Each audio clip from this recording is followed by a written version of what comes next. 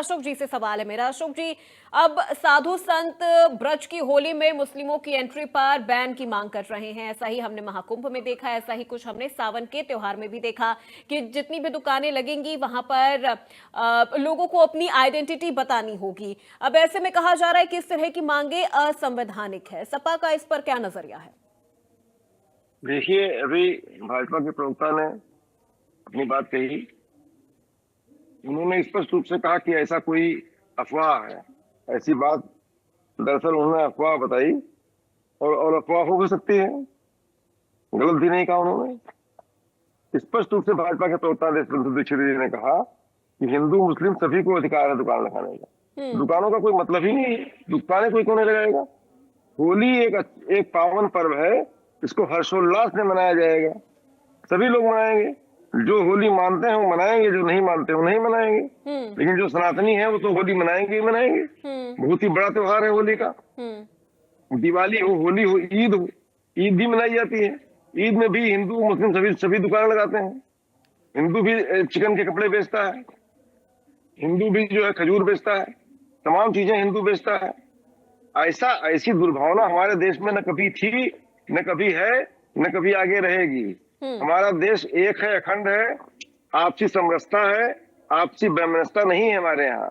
लेकिन हिंदू धर्म गुरुओं का ये तर्क दिया जा रहा है, उनकी तरफ से ये तर्क दिया जा रहा है कि जो समुदाय सनातन को मानता नहीं है, सनातन के बारे में जानता नहीं है, ना ही उनका सनातन धर्म पर कोई किसी तरह का कोई विश्वास है, तो फिर वो यहाँ पर दुकान लगाकर करेंगे क्या?